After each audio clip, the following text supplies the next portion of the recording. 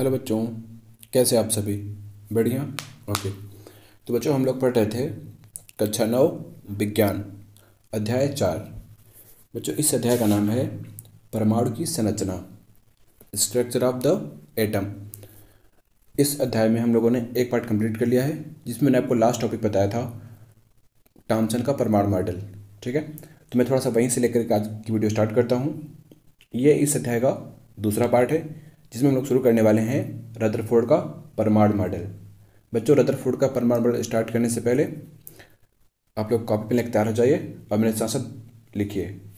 तो देखिए, मैंने आपको कल लास्ट में पढ़ाया था कि थॉमसन का परमाणु मॉडल फेल हो गया था। वो जो फेल क्यों हुआ था, उसके पीछे रीज़न क्या थे कि कुछ साइंटिस्टों को उनका मॉडल समझ में नहीं आया, उनमें कुछ कमियां दिखी। वो कमियां कौन कौन सी थी, आप चाहे तो अभी नोट कर लीजिए। ठीक है, तो आप लिख सकते हैं कि थॉमसन के परमाणु मॉडल की कमियां या सीमाएं, ठीक है, जिसके कारण उनकी थ्योरी फेल हुई थी। तो अब उसमें पहला लिखिएगा, जो आपको स्क्रीन पे दिख रहा होगा। ठीक है, मैं वही बोल रहा हूँ कि थॉमसन के परमाणु मॉडल की सीमाएं, limitation of the Thomson atomic models. इसमें पहला लिखिएगा कि यह मॉडल परमाणु की उदासीनता की व्याख्या करने में सफल रहा, परंतु अल्फा कणों के प्रकीर्णन प्रयोग की व्याख्या सफलतापूर्वक नहीं कर सका। एक ये रीज़न था इनका मॉडल फेल होने का।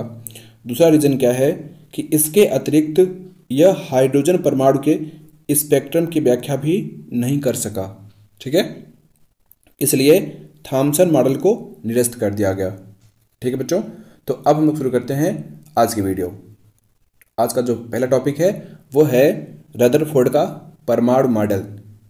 तो डालिएगा हेडिंग कि रदरफोर्ड का परमाणु मॉडल, यानी कि इंग्लिश में आप लिख सकते हैं रदरफोर्ड्स एटॉमिक मॉडल। इसमें लिखिएगा, बच्चों स्क्रीन पे आपको दिख रहा होगा, ठीक है, एक इमेज दिख रही होगी।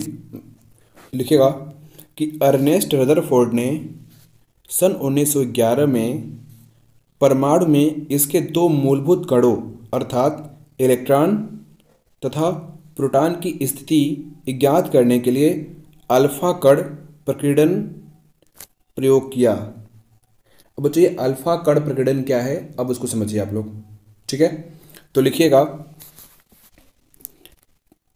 कि रदरफोर्ड ने अपने प्रयोग में तेज चल रहे अल्फा कण या कणों को सोने की पतली पन्नी से टकराई। देखिए बच्चों, इन्होंने क्या किया, एक प्रयोग किया जिसका नाम क्या दिया गया, रदरफोर्ड का अल्फा प्रकीर्णन प्रयोग। उस प्रयोग में इन्होंने क्या किया कि अल्फा कणों को लिया और सोने की पतली परत ली, पन्नी जैसी परत बना के ली, और क्या किया उन्होंने अल्फा कण को उस परत से क्या कर टक्कर कराई।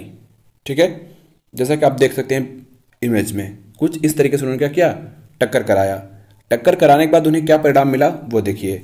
तो लिखिएगा रदरफोर्ड के प्रयोग के परिणाम। परिणाम क्या निकले जब उन्होंने ये एक्सपेरिमेंट किया, तो परिणाम क्या निकले देखिए। पहला कि ज़्यादातर अल्फा कण बिना मुड़े सोने की पन्नी से सीधे निकल गए। जब गए पन्नी पर तो बिना मुड़े क्या हुए, सीधे उस पार निकल गए। ठीक है ना। दूसरा कि कुछ अल्फा कण निम्न कोणों से मुड़ गए। कुछ कण क्या हुए कि अलग अलग एंगल बना करके क्या हुए, पन्नी से मुड़ गए। तीसरा कि प्रत्येक 12,000 कणों में से एक कण वापस आ गया। यानी कि 12,000 कणों में से अगर देखा जाए तो एक कण क्या है कि जैसे गया था वैसे वापस चला आया, न पार गया न मुड़ा, वो क्या हुआ, रिटर्न आ गया। ठीक है, अब देखिए आगे लिखिएगा कि अपने प्रयोग के परिणामों के आधार पर रदरफोर्ड ने निम्नलिखित निष्कर्ष निकाले। जब उन्होंने ये देखा एक्सपेरिमेंट में कि ये हो रहा है, ये तीनों प्रोसेस हो रहा है, तो उन्होंने क्या निष्कर्ष निकाला, अब उसको लिखेंगे हम लोग। ठीक है, ये तो देखा गया उनके एक्सपेरिमेंट में। अब उन्होंने क्या बताया, लिखिए पहला इसमें कि परमाणु के भीतर का अधिकतम भाग खाली है। क्यों, क्योंकि ज़्यादातर जो कण थी वो बाहर निकल गई, इसलिए उन्होंने कहा कि परमाणु के भीतर अधिकतर भाग क्या है, खाली है, क्योंकि अधिकतर अल्फा कण बिना मुड़े सोने की पन्नी से बाहर निकल गए या निकल जाते हैं। तो उन्होंने यही निष्कर्ष निकाला कि जो परमाणु है उसका जो बीच वाला भाग है वो अधिकतर क्या है, खाली है। ठीक है, अब दूसरा लिखिएगा। इसमें दूसरा क्या बताया कि परमाणु के बीच एक धनावेशित गोला है जिसे नाभिक कहा जाता है। जो परमाणु होता है बच्चों, वो क्या है, वो एक गोला है, धनावेशित गोला है। ठीक है, क्योंकि 12,000 कणों में से एक अल्फा कण वापस आ गया। जो अल्फा कण होते हैं वो धनात्मक होते हैं, धनात्मक कण होते हैं। ठीक है, और जो धनावेशित नाभिक था वहाँ भी धनात्मक था, तो प्लस प्लस तो अट्रैक्ट होंगे नहीं, प्लस प्लस क्या होंगे, रिपेल करेंगे, यानी कि डिस्ट्रैक्ट होंगे वो। तो जो धनावेशित नाभिक था वो प्लस वाले क्या किया, जैसे आया था वैसे वापस भेज दिया। ठीक है, इसलिए उन्होंने कह दिया कि जो परमाणु का जो नाभिक है वो धनावेशित है। ठीक है, तीसरा निष्कर्ष क्या निकाला उन्होंने कि क्योंकि ज़्यादातर कण सोने की पन्नी से सीधे निकल गए और कुछ ही कण को में झुकाव देखा गया। कुछ कण क्या थे कि कुछ एंगल से मुड़ गए थे वही।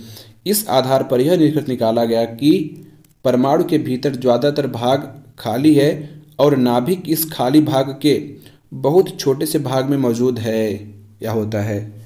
अब उन्होंने निष्कर्ष क्या निकाला कि जो परमाणु है वो तो उसका अधिकतर भाग खाली है, लेकिन जो छोटा सा भाग है, जो उसका न्यूक्लियस है, केंद्र है, वो क्या है, वो धनावेशित है। ठीक है, और वो बहुत छोटे से जगह में मौजूद होता है। परमाणु की अपेक्षा बहुत ही छोटे से जगह में क्या होता है, स्थिर होता है, क्या, उसका केंद्र। नाभिक का आयतन 10⁻⁵ गुना परमाणु के आयतन से बड़ा होता है, सॉरी आयतन के बराबर होता है। मतलब बच्चों जो आपका परमाणु का जो आयतन है वो नाभिक के आयतन से बहुत बड़ा होता है। ठीक है, चलिए अगला पॉइंट देखिएगा। कुछ यहाँ पे देख लीजिए, ये लिखा हुआ है कि नाभिक का आयतन जो है वो 10⁻⁵ गुणित परमाणु का आयतन, मतलब ये बहुत ही छोटा होता है इसकी अपेक्षा। ठीक है ना, चलिए अगला देखिए, चौथा पॉइंट कि परमाणु का संपूर्ण द्रव्यमान, जो भी आपका एटम है, एटम का संपूर्ण द्रव्यमान उसके नाभिक में होता है। मैंने ऊपर पढ़ाया था पहले वीडियो में, आपको याद है कि इलेक्ट्रॉन और प्रोटॉन और न्यूट्रॉन 3 मूल अस्थायी कण होते हैं। उनमें से जो इलेक्ट्रॉन का द्रव्यमान होता है वो बहुत ही कम होता है, किसकी अपेक्षा, प्रोटॉन और न्यूट्रॉन की। और प्रोटॉन और न्यूट्रॉन के द्रव्यमान को हम क्या कहते हैं, परमाणु द्रव्यमान। और प्रोटॉन और न्यूट्रॉन कहाँ पाए जाते हैं, नाभिक में। कहाँ पाए जाते हैं, नाभिक में।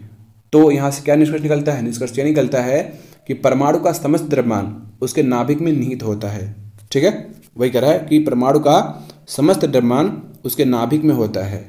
क्यों, क्योंकि नाभिक में क्या पाए जाते हैं, प्रोटॉन और न्यूट्रॉन, इलेक्ट्रॉन से कोई मतलब नहीं है।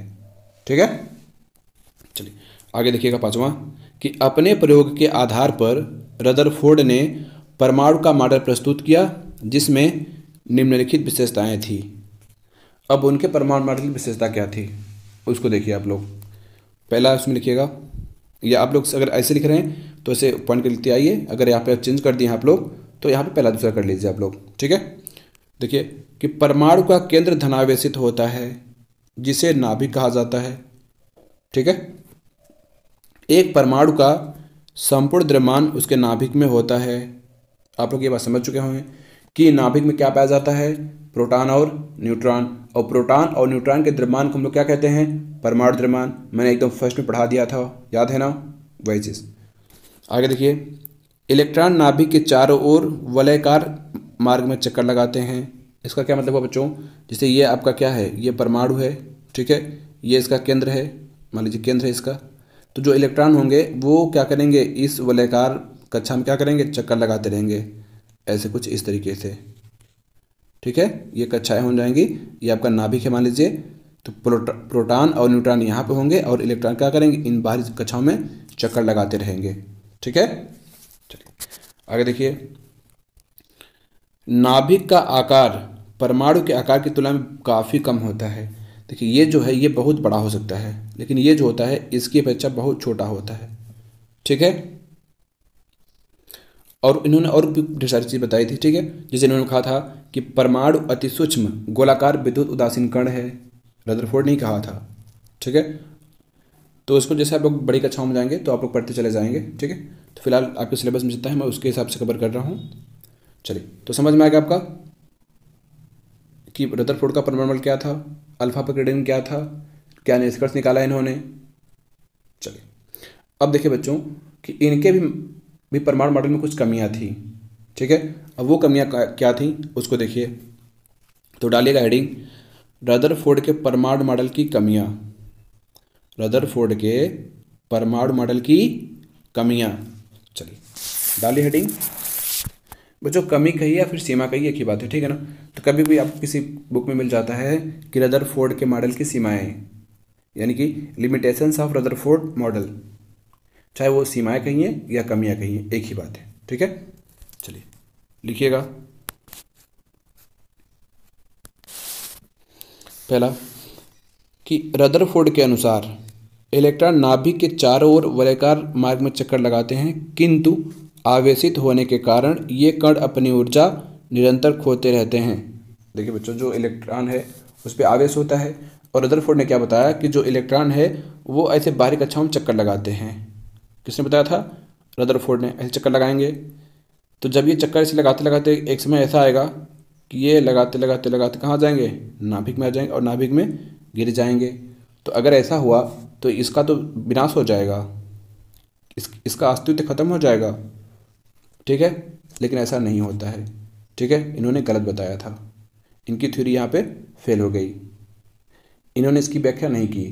ठीक है, आगे देखिए, जिसके कारण अंधतः वे नाभिक में प्रवेश कर परमाणु को अस्थिर बना देंगे। तब तो ये सब गड़बड़ हो जाएगा। ठीक है, तो ये काम खत्म।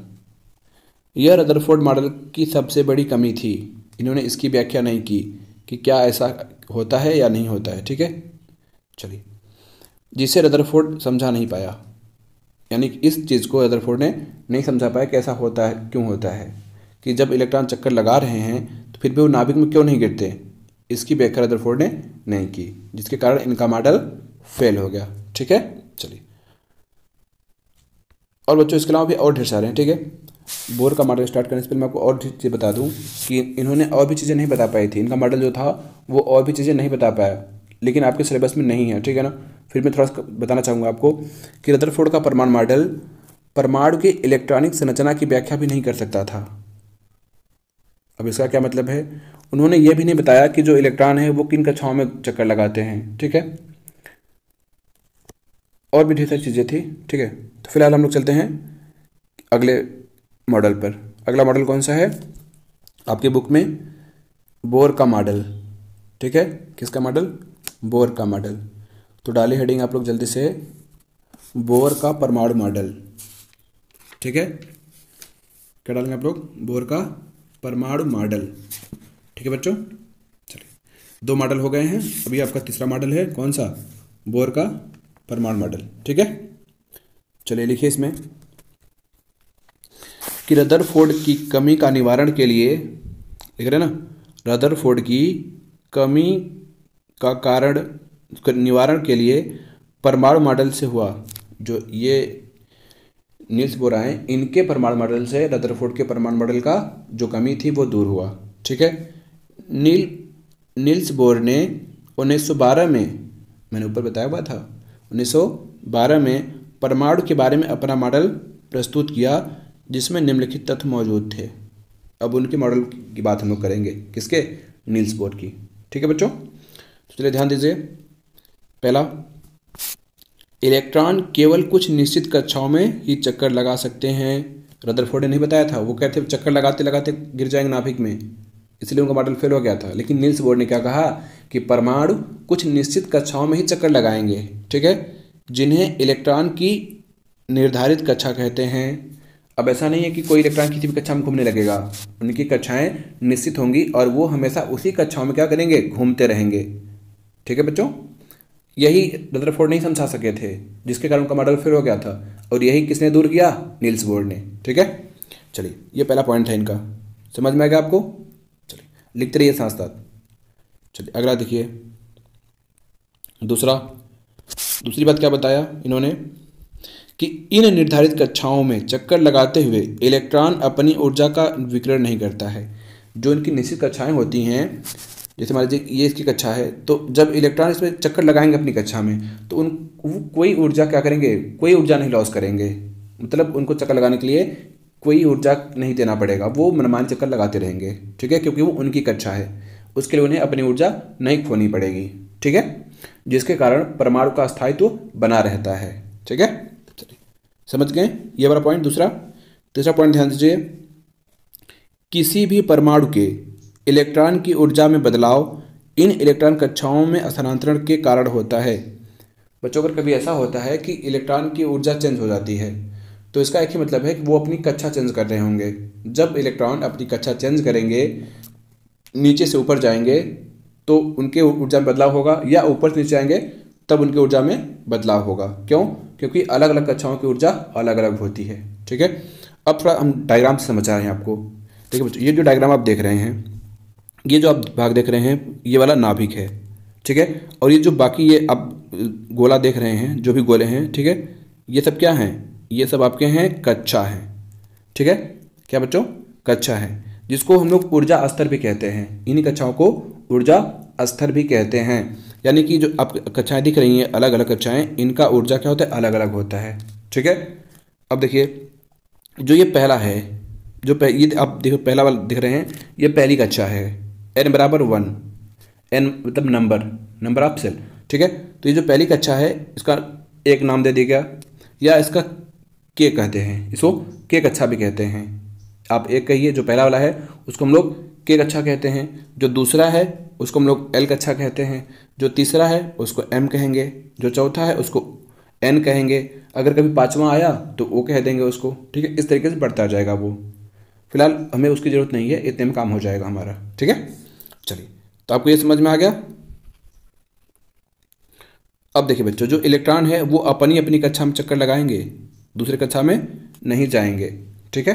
चलिए, आप यहाँ देख सकते हैं कि ये जो डायग्राम बना हुआ है, ये नाभिक है आपका, और ये दो क्या हैं? कक्षाएं हैं, ठीक है। तो ऊर्जा का अवशोषण बच्चों देखो क्या रहा है कि ये जो इलेक्ट्रॉन है, ये जो इलेक्ट्रॉन यहाँ पर आप देख रहे हैं, यहाँ पे मैं थोड़ा बड़ा कर दे रहा हूँ, यहाँ पे इस पार्ट पे, ठीक है। एक सेकेंड, आप देखिए एक इलेक्ट्रॉन आपको यहाँ पे दिख रहा होगा, ये जो बिंदु दिख रहा है ब्लैक सा, ये वाला, ये एक इलेक्ट्रॉन है।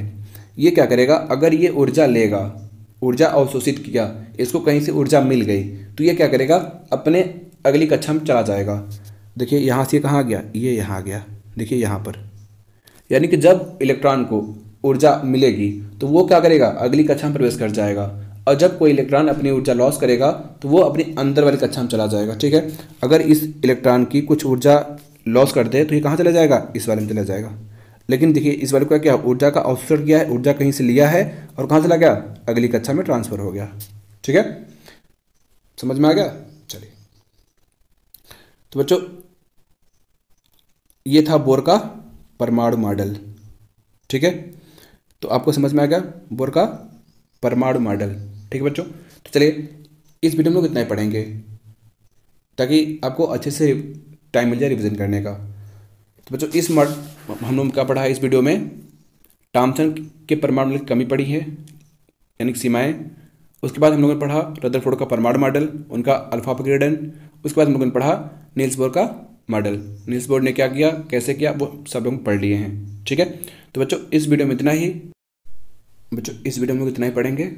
तो वीडियो कैसी लगी आपको कमेंट करके ज़रूर बताएं, वीडियो को लाइक करें, शेयर करें। अगर आप चैनल पर नए हो तो चैनल को सब्सक्राइब करके बेल आइकन प्रेस कर लें। मिलते हैं नेक्स्ट वीडियो में, तब तक के लिए बाय बाय, टेक केयर।